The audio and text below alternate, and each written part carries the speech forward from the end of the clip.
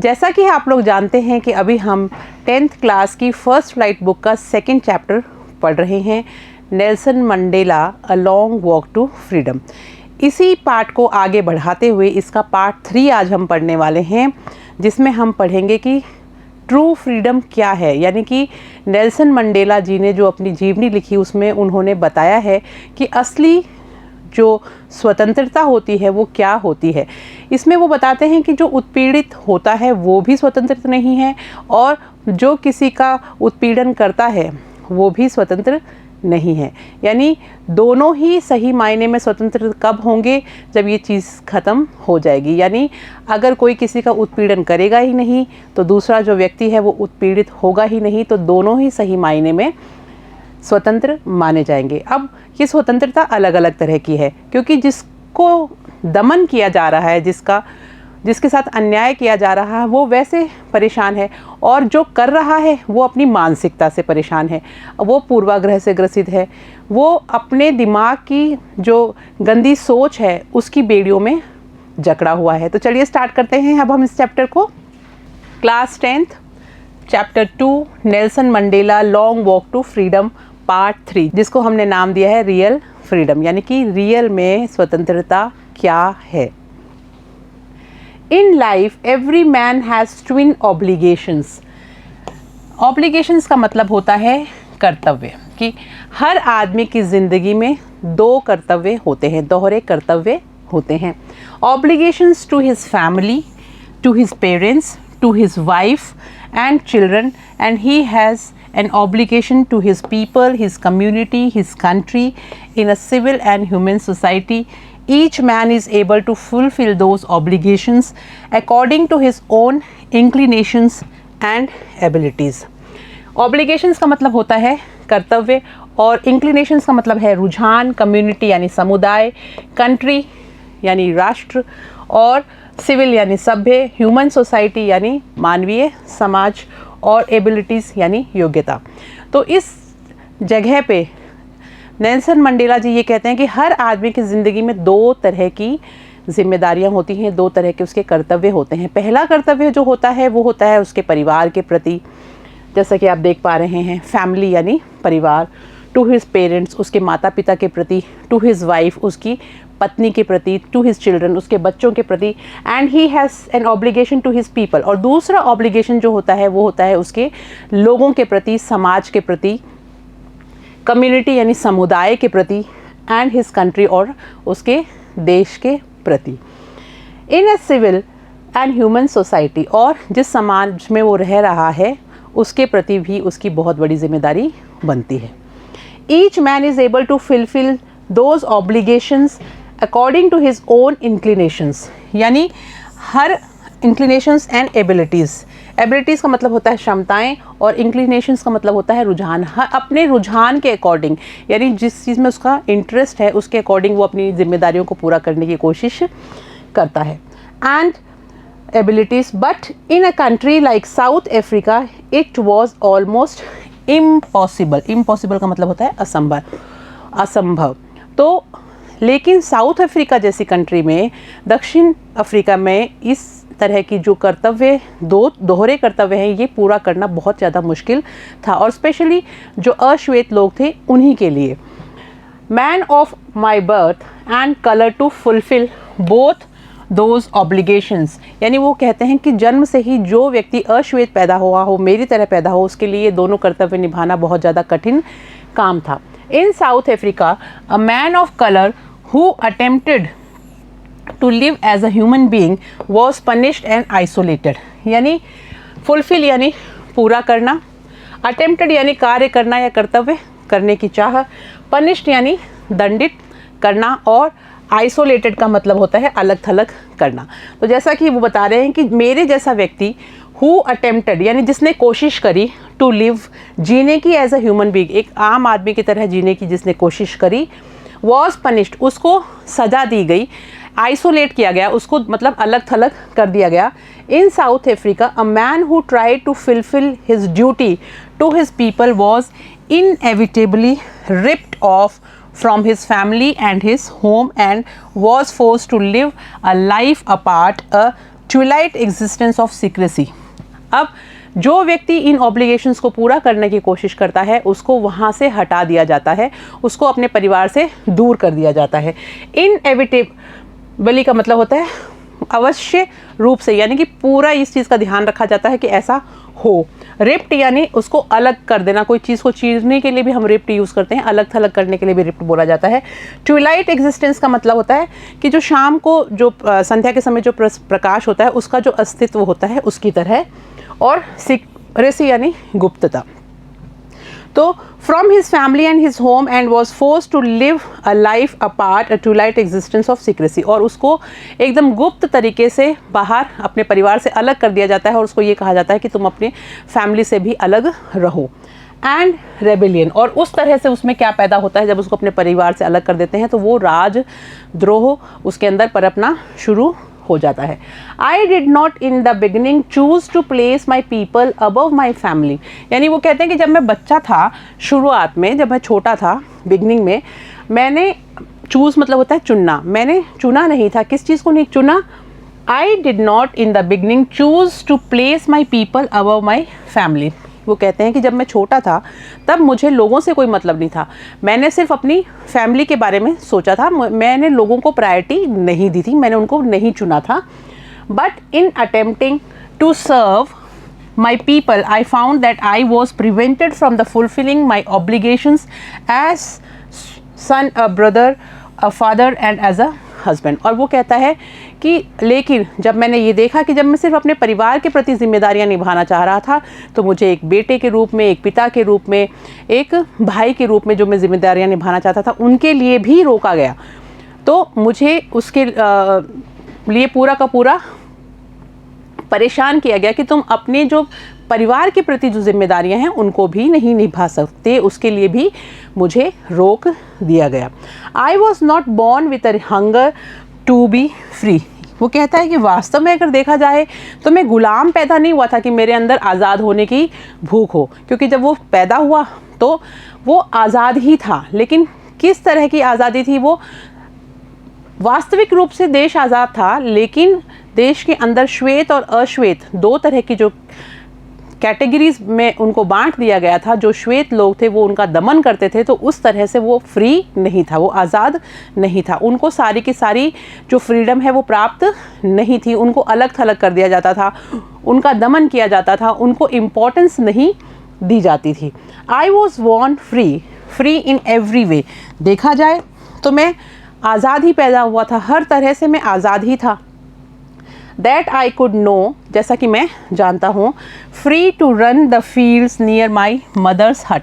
अब वो कहते हैं किस किस चीज़ के लिए मैं फ्री था, यानी मैं अपनी माँ की झोंपड़ी के पास में घूमने के लिए फ्री था, आज़ाद था। रेबेलियन यानी राजद्रोह, और प्रिवेंटेड यानी रुका। To swim in the clear stream that ran through my village, और मेरे गाँव के बीच में से जो झरना जाता था उसके अंदर, उस स्ट्रीम में तैरने के लिए भी मैं स्वतंत्र था।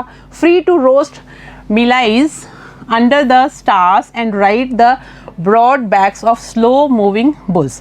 अब वो कहता है कि मैं, जो आपने देखा होगा मक्का जो होता है, जो मक्का का जो भुट्टा होता है उस पर छोटे छोटे से जो वाइट से हल्के हल्के से जो बाल होते हैं उसको उतार के और भूनने के लिए स्वतंत्र था।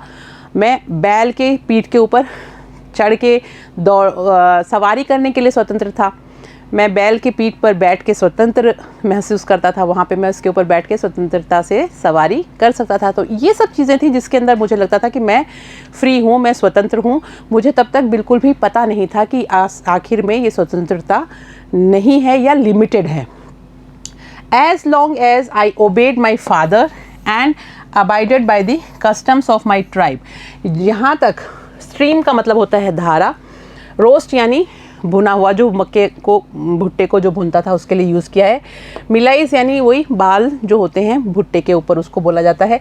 ओबेड यानी आज्ञा का पालन करना, जैसा कि वो कह रहा है as long as I obeyed my father, कि जब तक मैंने मेरे पिताजी की आज्ञा को माना तब तक मैं स्वतंत्र था। अबाइडिंग यानी कानून का पालन करने वाला, कस्टम्स यानी रिवाज, इल्यूजन यानी भ्रम, और डिस्कवर्ड यानी खोजा। आगे पढ़ते हैं। I was not troubled by the laws of man or God, कि जब तक मैं अपने पिताजी की आज्ञा मानता था, अपने घर के आसपास ये सब छोटे बच्चे जो हरकतें करती हैं, माँ की झोपड़ी के पास में खेलना, झरने में नहाना, भुट्टे भूनना, बैल के ऊपर बैठना, इन सब चीज़ों को जब तक मैं करता था तब तक मैं स्वतंत्र था। कोई परेशानी नहीं थी। जब तक मैं अपने जो लोग हैं उनके बीच में अपनी प्रजाति के अंदर कुछ भी करता था तब तक तो मुझे लगा कि मैं स्वतंत्र ही हूँ। I was not troubled by the laws of man or God. मुझे किसी भी तरह के नियम ने, चाहे वो भगवान के द्वारा बनाए हुए हों चाहे आदमी के द्वारा बनाए गए हों, किसी ने भी परेशान नहीं किया। I was only It was only when I began to learn that my boyhood freedom was an illusion when I discovered as a young। अब वो कहता है कि मुझे तब इस चीज़ का पता चला, मैं भ्रम में था कि ये जो मेरी आज़ादी है, जब तक बचपन की जो आज़ादी है उसको, जिसको मैं आज़ादी मानता था, वो मेरा भ्रम टूट गया जब मैं युवावस्था में पहुंचा कि वो मेरी आज़ादी नहीं थी। डिस्कवर्ड एज अ यंग, यानी डिस्कवर्ड का मतलब होता है खोजना। तब मैंने ये खोजा कि as a young man that my freedom had already been taken from me. जब मैं युवावस्था में पहुंचा तो मुझे पता चला कि मेरी आज़ादी तो मुझसे पहले ही छीनी जा चुकी है। That I begin to hunger for it. तब मेरे अंदर वो भूख जागृत हुई कि मुझे मेरी आज़ादी चाहिए। At first as a student I wanted freedom only for my self. यानी वो कहता है कि पहले एक विद्यार्थी के रूप में मुझे आज़ादी सिर्फ मेरे लिए चाहिए थी। द ट्रांजिटरी का मतलब होता है क्षणिक, यानी थोड़े समय के लिए भाई मुझे मेरी आज़ादी चाहिए, उस तरह की आज़ादी चाहिए थी। Freedoms of being able to stay out at night, read what I please and go where I choose. और वो आज़ादी किस चीज़ की थी कि बस मुझे इतनी आज़ादी मिल जाए कि मैं रात को बाहर रह सकूं, जो मुझे पढ़ना हो वो मैं पढ़ सकूं, और stay out at night, read what I please and go where I choose, और मैं कहीं पर भी जा सकूं जहां मेरा मन करे। इतनी आज़ादी की उसने एक्सपेक्टेशन करी। जब वो बचपन से जवानी की दहलीज पे उसने कदम रखा तो उसको लगा कि ये सब मेरे लिए आज़ादी है, तो ये सब मुझे मिल जाए तो मैं सही मायने में मुझे आज़ादी मिल जाएगी। Later as a young man in Johannesburg, उसके बाद जब मैं और थोड़ा बड़ा हुआ, जब मैं कॉलेज में की जो एज होती है उसमें पहुंचा, तब जब मैं जोहान्सबर्ग में था,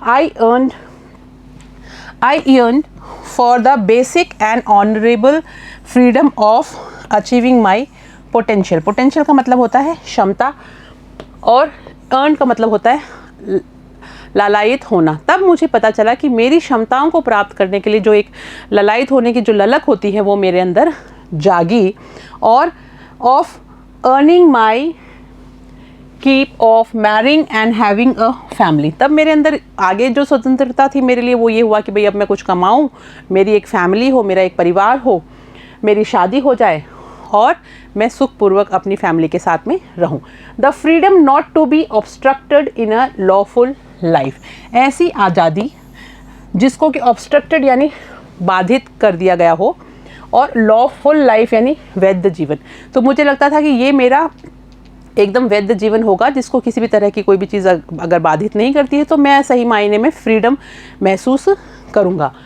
but then I slowly saw that not only was I not free but my brothers and sisters were not free.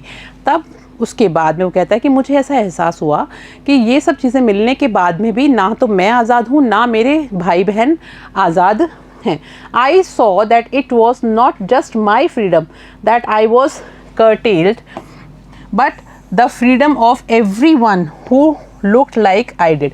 तब मुझे एहसास हुआ कि ये जो आज़ादी जिसकी मुझे चाह है, जो मैं चाह रहा हूँ, वो मेरे लिए ही नहीं, बाकी मेरे जैसे दिखने वाला जो भी लोग हैं इस देश में, उन सब की ही आज़ादी छीनी जा चुकी है। वो कोई भी सही मायने में आज़ाद नहीं है।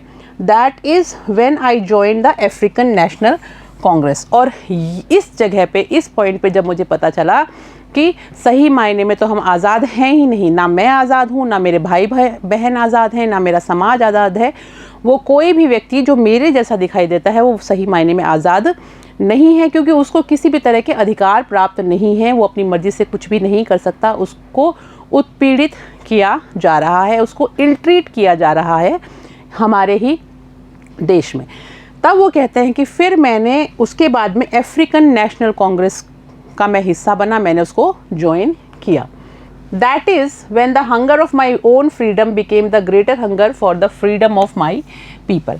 अब जो मेरे अंदर जो भूख थी, आज़ादी की जो भूख थी, वो मेरे लिए नहीं थी।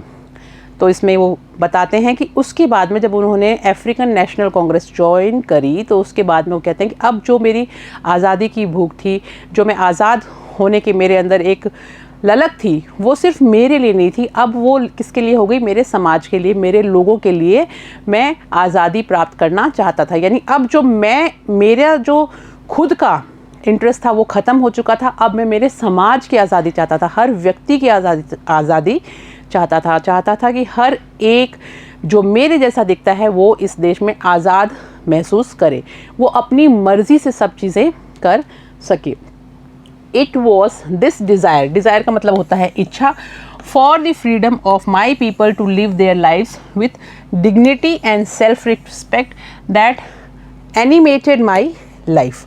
तो कर्टेल्ड का मतलब होता है कटौती करना, डिज़ायर यानी इच्छा, डिग्निटी यानी गरिमा, सेल्फ रिस्पेक्ट यानी आत्मसम्मान। अब वो कहता है कि अब मैं ये चाहता था कि ये जो गरिमा है इसको मेंटेन करते हुए मेरे अंदर एक सेल्फ रिस्पेक्ट की भावना जागी, और मैंने सोचा कि मेरे जैसा दिखने वाला जो हर आदमी है वो अपनी सेल्फ रिस्पेक्ट के साथ में जिए, उसको भी वही गरिमा प्राप्त हो जो दूसरे लोगों को हमारे देश में प्राप्त है। और that animated my life, that transformed a frightened young man into a bold one। अब transformed का मतलब होता है बदल दिया। अब उसने यानी इस बात ने, इस इच्छा ने बदल दिया। किसको बदल दिया? A frightened young man into a bold man। एक डरे हुए बच्चे को उन्होंने एक साहसी युवक में परिवर्तन कर दिया। किसने परिवर्तन किया? इस इच्छा ने कि अब हमें पूर्ण आज़ादी चाहिए, हमारा समाज जो है, हमारी प्रजाति है, ये जो रंग भेद की नीति है, इसी को ही हम ख़त्म करवाएंगे, तभी हम सही मायने में आज़ाद होंगे। That drove a law abiding attorney to become a criminal. अब इस इच्छा ने एक नियम कानून मानने वाले व्यक्ति को एक अपराधी के रूप में परिवर्तित कर दिया। यानी क्योंकि अगर आप किसी चीज़ का विरोध करोगे तो आपको अपराधी ही समझा जाएगा, और क्योंकि उन लोगों का वहाँ दमन हो रहा था, वो कोई भी चीज़ के लिए बोलते थे तो उनको कह दिया जाता था कि ये आपने अपराध किया है। तो वो कहता है कि इस इच्छा को पूरी करने के लिए एक अच्छा खासा इंसान, एक नियम कानून मानने वाला जो बच्चा था, उसको एक अपराधी के रूप में परिवर्तित होना पड़ा उनकी नज़रों में। हालांकि वो उसके लिए एक संघर्ष था, वो सच्चाई की राह पे चल रहा था, उसका जो मोटो था, जिस लक्ष्य को वो लेके चल रहा था, वो बिल्कुल सही था। वो अपने समाज के लिए उन लोगों को आज़ादी दिलाना चाहता था, तो उसकी सोच बहुत सही थी। लॉ अबाइडिंग यानी मतलब होता है कानून की पालना करने वाला, एट्रोनी यानी प्रतिनिधि, और क्रिमिनल यानी अपराधी। चलिए फिर देखते हैं। That turn a family. पहली बात उसने कहा कि एक सीधे साधे बच्चे को एक अपराधी के रूप में बदलना पड़ा। उससे पहले उसने ये कहा कि एक bold, a frightened young man into a bold, यानी एक डरा हुआ सहमा हुआ बच्चा जो था वो एक साहसी बच्चा बन गया। ये पॉइंट्स आप नोट करिएगा, क्या क्या परिवर्तन आए थे नेल्सन मंडेला जी की लाइफ में। पहला कि वो कहते हैं कि एक डरा सहमा हुआ सा बच्चा जो था वो एक साहसी युवक में परिवर्तित हो गया। दूसरा जो ये पॉइंट है कि दूसरी जगह पे हम देखते हैं कि वो किस तरह से वो कहते हैं कि मैं एक नियम कानून मानने वाला व्यक्ति एक क्रिमिनल के रूप में मुझे बदलना पड़ा लोगों की नज़र में। हालांकि वो क्रिमिनल थे नहीं, क्योंकि उनको जेल भेजा गया वो जब विरोध कर रहे थे, तो इसलिए वो कहते हैं कि एक अच्छा खासा कानून मानने वाले व्यक्ति को एक क्रिमिनल के रूप में ट्रीट किया गया। और तीसरी चीज़ वो क्या कहते हैं, that turned a family loving husband into a man without a home. और अब वो कहते हैं, क्योंकि उनकी शादी हो चुकी थी, बच्चे भी थे, वो कहते हैं और अब एक अच्छे खासे परिवार को चलाने वाले व्यक्ति से मैं किस चीज़ में बदल गया, विदाउट अ होम हो गया। यानी मुझे एक परिवार से, अपने परिवार को छोड़ के उसको भी अलग होना पड़ गया, मैं एक बेघर व्यक्ति की तरह हो गया। That forced a life loving man to live like a monk. Monk का मतलब होता है साधु। तो वो कहता है कि एक परिवार को प्यार करने वाला, अच्छे फैमिली में अपना जीवन यापन करने वाले व्यक्ति को संघर्ष की राह पे जब वो चला तो उसको एक साधु की तरह रहना पड़ा, अपने परिवार से अलग होना पड़ा। I am no more virtuous or self-sacrificing than the next man। अब वो कहते हैं virtuous यानी गुणी और self-sacrificing यानी आत्मत्याग, कि अब मैं खाली अकेला ही नहीं हूँ जो जिसके अंदर गुण भी हैं और जो सेल्फ त्याग करने को तैयार हो गया, बल्कि जितने भी लोग मेरे साथ इस संघर्ष में शामिल थे सभी के साथ ऐसा ही हो रहा था। But I found that I could not even enjoy the poor and limited freedoms. और उसने कहा, वो कहते हैं कि अब मैं ये इस तरह की जो सीमित जो हम लोगों को आज़ादी मिली हुई थी उसको एंजॉय नहीं करना चाहता था। हम चाहते थे कि हमें इक्वालिटी मिले, पूर्ण रूप से हम सब एक माने जाएं और ये रंग भेद की जो नीति इन्होंने स्टार्ट करी है इसको ख़त्म करें। सभी को एक जैसा बनने का अधिकार है, मानवता की जीत हो, सबको सेम ट्रीट किया जाए, सबके लिए अधिकार एक जैसे होने चाहिए, रंग के अनुसार किसी को भी विभाजित ना किया जाए। Freedoms I was allowed when I knew my people were not freed। अब वो कहता है कि मैं इस तरह की आज़ादी नहीं चाहता था, मैं नहीं मानता कि मैं सही मायने में आज़ाद था, क्योंकि जब तक मेरे लोग आज़ाद नहीं हैं तब तक मैं अपने आप को आज़ाद कैसे महसूस कर सकता हूँ, क्योंकि हम सब लोगों को फेस तो वो सेम ही चीज़ करनी पड़ रही है, लिमिटेड यानी सीमित। Freedom is individually freedom is indivisible. Indivisible का मतलब होता है अविभाज्य, जिसको विभाजित नहीं किया जा सकता। The chains of any one of my people were the chains on all of them, the chains on all my people were the chains on me. अब वो कहता है कि आज़ादी है उसको हम डिवाइड नहीं कर सकते, या तो आज़ाद होता है या गुलाम होता है। हम पूर्ण आज़ादी चाहते हैं, यानी हम आज़ाद होना चाहते हैं, क्योंकि हम इसका मतलब सही मायने में आज़ाद नहीं है। फ्रीडम इज़ इंडिविजिबल, यानी जो आज़ादी है उसको आप बांट नहीं सकते हो। The chains on any one of my people, यानी जो मेरे जैसे लोग हैं, जो अश्वेत लोग हैं, उनके ऊपर किसी भी तरह की अगर बेड़ियाँ हैं, बंधन हैं, were the chains on all of them, वो सभी के ऊपर हैं। The chains on my people were the chains on me, और मेरे लोगों के ऊपर जिस भी तरह के बंधन हैं, रोक टोक है, जो उनको अधिकार प्राप्त नहीं हो रखे, उनका दमन किया जा रहा है, वो मेरे ऊपर भी लागू होता है। आई knew that the oppressor must be liberated. Liberated यानी मतलब होता है मुक्त करना, ऑप्रेसर का मतलब होता है अत्याचारी, जो परेशान करता है। तो वो कहते हैं कि मैं ये जानता हूँ कि जो किसी को परेशान करता है वो व्यक्ति भी सही मायने में आज़ाद नहीं है, उसको भी आज़ादी की ज़रूरत है। उसकी आज़ादी थोड़ी डिफरेंट है। उसको किस चीज़ से आज़ादी चाहिए? उसको आज़ादी चाहिए। I knew that the oppressor must be liberated just as surely as the oppressed, यानी वापस वही बात इसमें बता रही हूँ मैं आपको कि जिस तरह से जिसका दमन हो रहा है उसको तो आज़ादी चाहिए ही चाहिए, लेकिन जो पीड़ित कर रहा है उसको भी आज़ादी चाहिए। और वो सही मायने में आज़ादी क्या होगी? A man who takes away another man's freedom is a prisoner. Prisoner यानी कैदी, कि वो व्यक्ति जो किसी और की आज़ादी को छीनता है वो एक कैदी के समान है। अब हो सकता है कि आपने उसको बेड़ियों में नहीं बांध रखा जो दिखाई दे रही हूँ, लेकिन वो मानसिकता की बेड़ियों में जकड़ा हुआ है। इसका मतलब कि उसका दिमाग कमज़ोर है, वो मानसिक रूप से मैच्योर नहीं है, इसीलिए वो किसी को दबाने की कोशिश कर रहा है। उसको पता ही नहीं है, वो पूर्वाग्रह से ग्रसित है। Hated, he is locked behind the bars of prejudice and narrow-mindedness. Narrow-mindedness का मतलब होता है संकीर्णता और prejudice का मतलब होता है पूर्वाग्रह। तो वो कहता है कि वो हेट यानी नफ़रत करना, नफ़रत की बेड़ियाँ जो हैं वो उसने उसके दिमाग को बांध रखा है और वो पूर्वाग्रह से ग्रसित है और उसकी सोच जो है वो बहुत छोटी, बहुत संकीर्ण, बहुत ही ज़्यादा सीमित है। वो जानता ही नहीं है कि सही मायने में आज़ादी होती क्या है। I am not truly free if I am taking away someone else freedom. वो कहते हैं कि मैं सही मायने में अपने आप को तब तक आज़ाद नहीं मानता जब तक कि मैं किसी और की आज़ादी छीन रहा हूँ। अगर मैं किसी और को गुलाम बनाने की कोशिश कर रहा हूँ तो मैं भी सही मायने में आज़ाद नहीं हूँ। मैं क्यों किसी को गुलाम बनाने की कोशिश करूँ? इसका मतलब मेरे दिमाग ने मुझे गुलाम बना रखा है। तो ये बहुत समझने वाली बात है। Just as surely As I am not free when my freedom is taken from me। ये वैसा ही है जैसा कि अगर मेरी आज़ादी मुझसे कोई छीन ले तो मुझे कैसा लगेगा। तो इसका मतलब अगर मैं किसी का दमन कर रहा हूँ तो इसका मतलब मेरी आज़ादी भी छीन चुकी है, मैं भी किसी का गुलाम हो चुका हूँ। और मैं किस चीज़ का गुलाम हूँ? मैं नफ़रत का गुलाम हूँ, हेट्रेड का। मैं प्रेजुडाइज से पूर्वाग्रह से ग्रसित हूँ, मेरा जो दिमाग है उसकी सोच बहुत छोटी हो गई जिसने मुझे गुलाम बना लिया है। तो सही मायने में मैं भी गुलाम हूँ अगर मैं किसी को अपना गुलाम बना रहा हूँ, तो यानी मैं भी फ्री नहीं हूँ अगर मैं किसी और की फ्रीडम छीन रहा हूँ। तो the oppressed and the oppressor alike are robbed of their humanity. तो जो दमन करता है वो और जिसका दमन हो रहा है वो, दोनों के दोनों ही जो है उन एक ही नैया में सवार है, दोनों के साथ एक जैसी ही बात हो रही है कि दोनों ही फ्री नहीं है।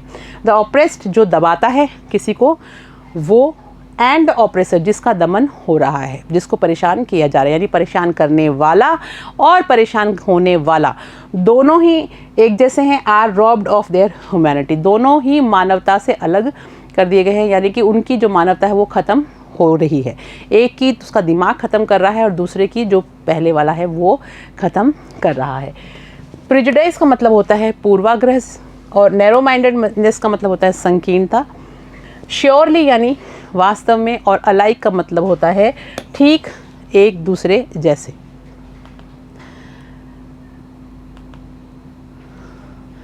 अब हम करेंगे इसके ओरल कॉम्प्रिहेंशन के क्वेश्चंस जो मैं आपको डिस्कस करूंगी, उनके मीनिंग बताऊंगी और हिंदी में आंसर्स भी बताऊंगी। बाकी नेक्स्ट क्लास में हम इसके इंग्लिश में आंसर्स भी देखेंगे। पर आपको ये स्टार्ट करने से पहले मैं उम्मीद करती हूँ कि आपको तीनों पार्ट समझ में आ गए होंगे। इस चैप्टर को हमने 3 पार्ट्स में डिवाइड किया था। पहले पार्ट में हमने पढ़ा था कि जो सेरेमनी है, ओपनिंग सेरेमनी है, वो किस तरह से हो रही थी। दूसरे पार्ट में हमने पढ़ा कि जो ओपनिंग सेरेमनी चली उसमें कितने लोगों ने भाग लिया और किस तरह से उसको एंजॉय किया और सेलिब्रेशन टाइम कैसा था। थर्ड में हमने पढ़ा कि सही मायने में आज़ादी क्या है, यानी जो दमन करता है वो भी आज़ाद नहीं है और जिसका दमन हो रहा है वो भी आज़ाद नहीं है। तो 30 साल जेल में रहने के बाद में नेल्सन मंडेला जी ने पूरी अपनी आत्मकथा लिखी और उसमें उन्होंने वो सारी घटनाएं लिखी कि कैसे उनका बचपन से जवानी और जवानी से जो अफ्रीकन नेशनल कांग्रेस जो उन्होंने ज्वाइन करी उसका क्या कारण था और उनका जो उद्देश्य था इसके पीछे वो क्या था और किस तरह से वो उस उद्देश्य को पूरा करने में कामयाब हुए और अपार्थाइड यानी जो रंग भेद की नीति थी उसको उन लोगों ने ख़त्म करवा दिया और पूरे संसार को दिखा दिया कि दक्षिण अफ्रीका जो है उसमें अब किसी भी तरह की इस तरह का जो प्रजाति सिस्टम है वो ख़त्म हो चुका है, जिससे बाकी लोगों को भी देश के और जो राष्ट्र हैं उनको भी देखने को मिला, उनको भी ये सीख मिली कि ये गलत था ह्यूमैनिटी के लिए। इसलिए वहाँ पे सेलिब्रेट करने के लिए पूरे विश्व से गणमान्य व्यक्ति और राजनेता पधारे। तो चलिए अब हम इसके करते हैं question answers. What twin obligations does Mandela mention. ये जो क्वेश्चन आंसर्स हैं ये आपके पार्ट 3 के अंदर से हैं कि 2 तरह के जो कर्तव्य हैं उन वो कौन से हैं जिनके बारे में नेल्सन मंडेला जी बताते हैं। तो 2 तरह के कर्तव्य होते हैं, एक अपना फैमिली, परिवार, माता पिता, बच्चों, उनके प्रति, और दूसरा होता है अपने लोग, अपने समाज, अपनी कम्युनिटी, अपने राष्ट्र के प्रति। What did being free mean to Mandela as a boy. जब वो छोटे बच्चे थे तब उनके लिए आज़ादी का क्या मतलब था, एंड एज अ स्टूडेंट जब वो विद्यार्थी बने यानी थोड़े और बड़े हुए तब उनके लिए आज़ादी का क्या मतलब था। How does he contrast these transitory freedoms with the basic and honourable freedom. अब 2 तरह की आज़ादी की बात करिए, एक क्षणिक आज़ादी जो थोड़े समय तक होती है जो उन्होंने अनुभव की थी अपने बचपन में और अपनी जवानी में, और उसके बाद में एक सम्मानीय आज़ादी जो उन्होंने कब प्राप्त करी, जब उन्होंने ये संघर्ष लड़ा और स्वतंत्रता की इस संघर्ष में वो शामिल हुए, तब उनको पता चला कि आखिर में सम्मानीय आज़ादी क्या होती है। तो दोनों में डिफरेंस क्या है, क्षणिक में और सम्मानीय आज़ादी में। Does Mandela think the oppressor is free, why or why not.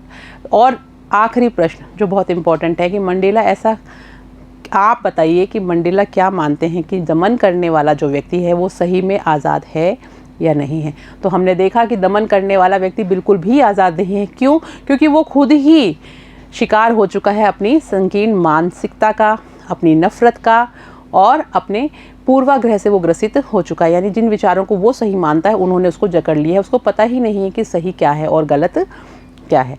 तो आई होप आपको ये चैप्टर अच्छे से समझ में आ गया होगा।